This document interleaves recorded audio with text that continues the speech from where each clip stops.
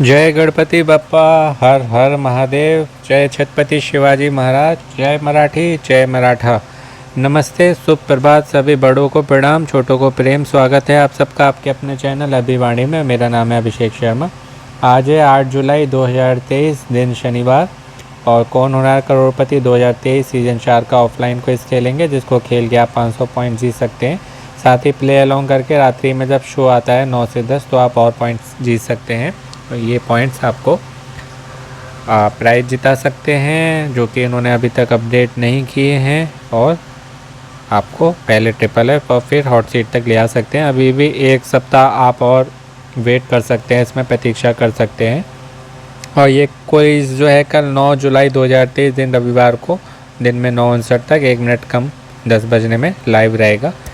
इसका short video पहले ही upload कर चुका हूँ मैं, चैनल पर आपको मिल जाएगा शॉर्ट्स वीडियो में। और आंसर्स की जो इमेजेस हैं वो मैं कम्युनिटी में पोस्ट कर देता हूँ।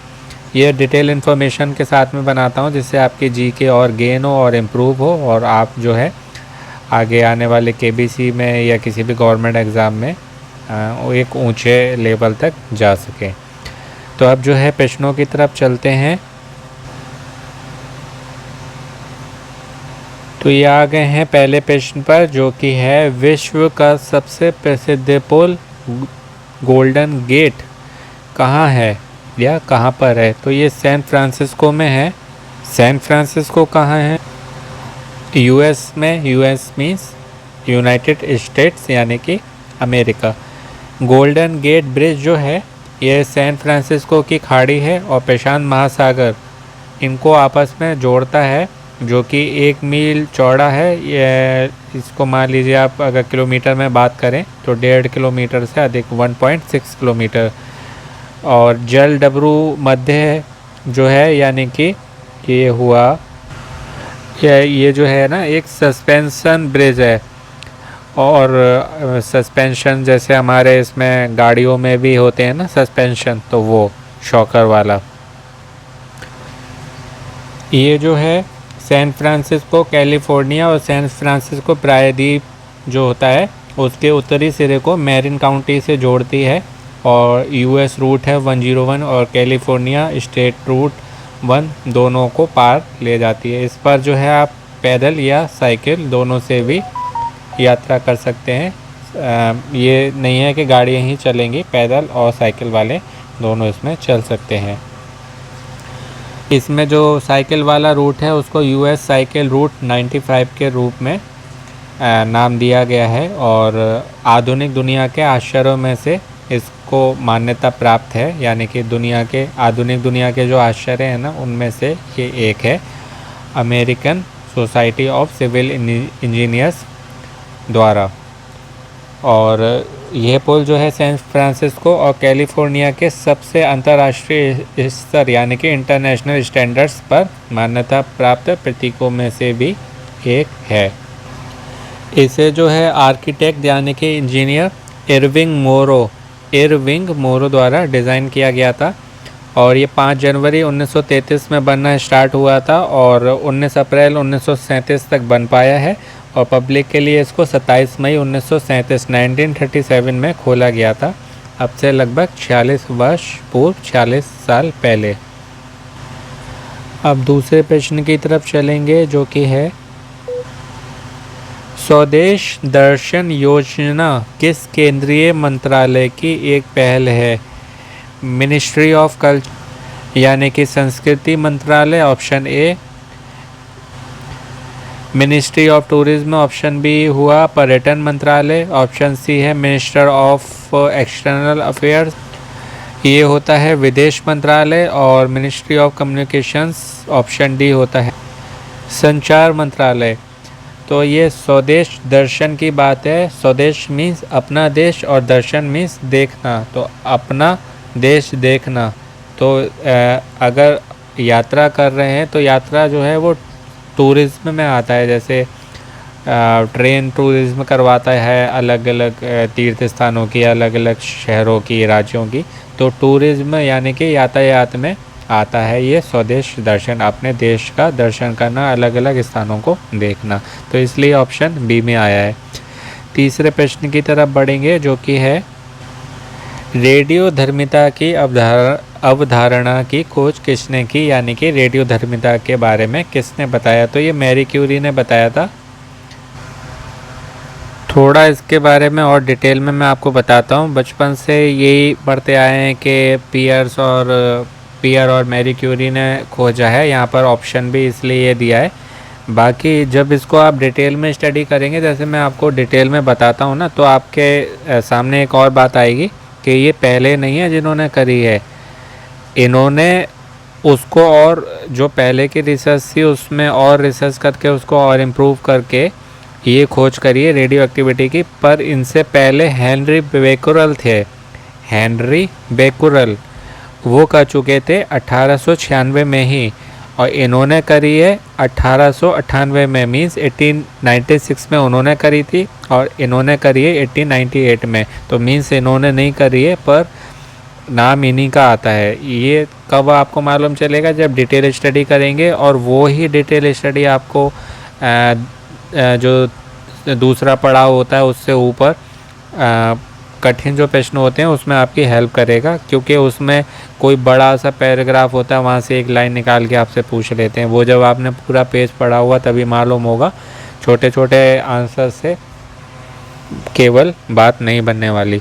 तो इसमें जो इनको प्राइज़ भी मिला था ना, वो कैसे मिला था? फ्रेंच फिजिसिस्ट थे हेनरी बेकुरल, और ये जो हैं पियर और मैरी क्यूरी, ये भी वही हैं फ्रेंच फिजिसिस्ट।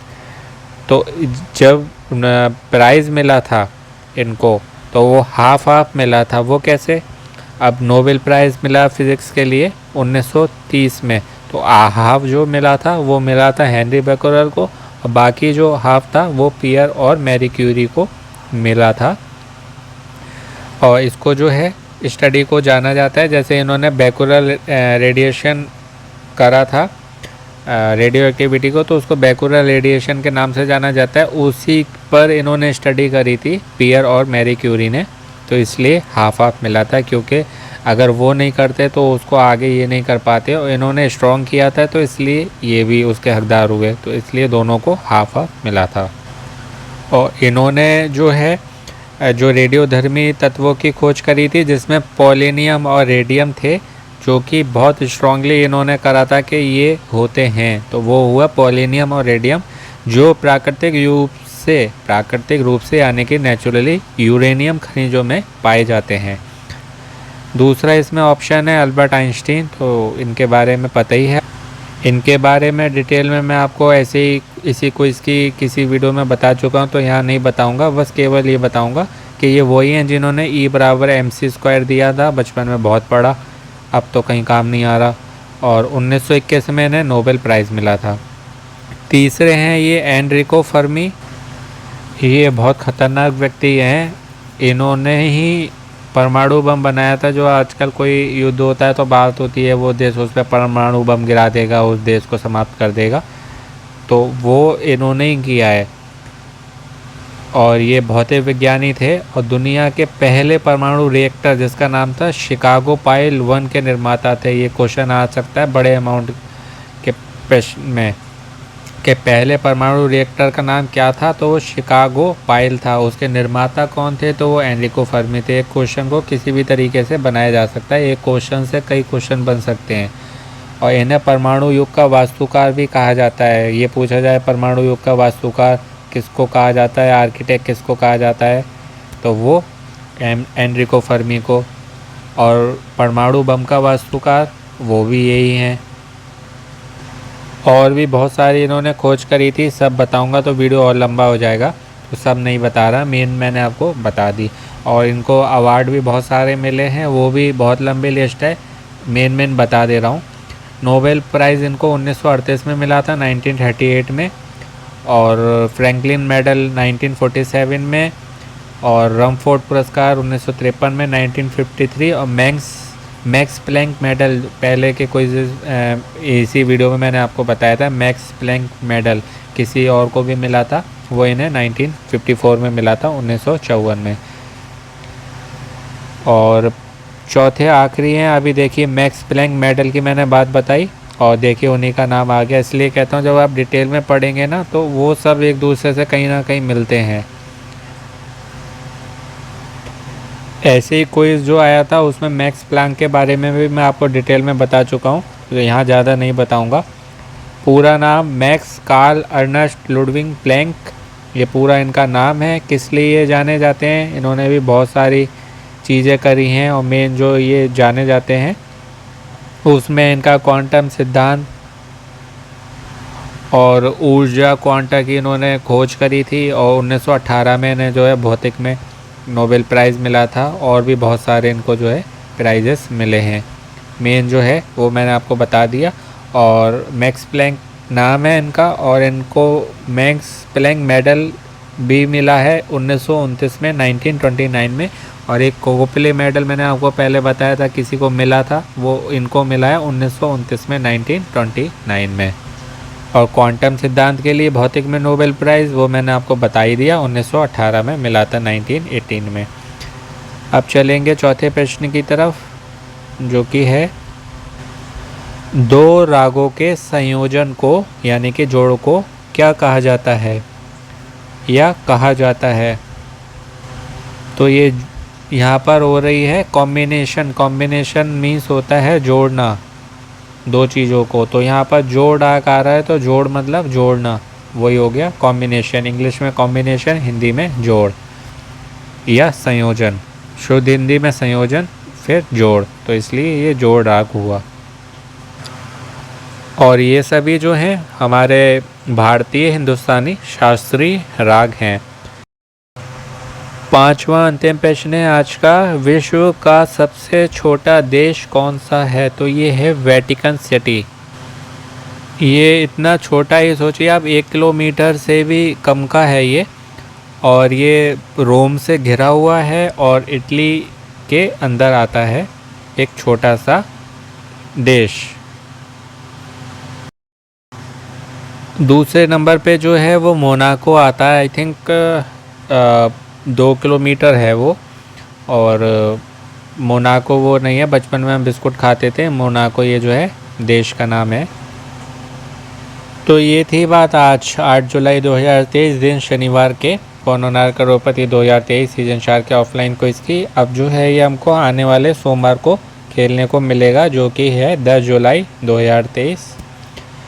तो आशा करता हूँ आपको अच्छे से बता पाया होगा, आपकी जीके और इम्प्रूव हुई होगी और गेन हुई होगी, और जिनकी अच्छी है उनका रिवीजन हो गया होगा। बाकी और क्विज़ के वीडियो आपको चैनल पर मिल जाएंगे, जो कि अमेज़ॉन के क्विज़ हैं, और उनको खेल के आप प्राइजेस के साथ में जीके भी इम्प्रूव कर सकते हैं। प्राइजेस तो जीत ही सकते हैं, आपके जीके भी बढ़ेगी, और लेटेस्ट ट्रेंडिंग सब उसमें करंट वर्ल्ड अफेयर्स होते हैं। और बाकी सेम क्विज़ेस के आप और वीडियो देखेंगे, उससे भी आपकी जीके में हेल्प हो जाएगी। तो अपनों का ध्यान रखें, स्वस्थ रहें, व्यस्त रहें, मस्त रहें, प्रसन्न रहें, और सुनते रहें अभिवाणी भाई अभिषेक शर्मा। आपका दिन और जीवन शुभ हो। All the very best and best of luck friends.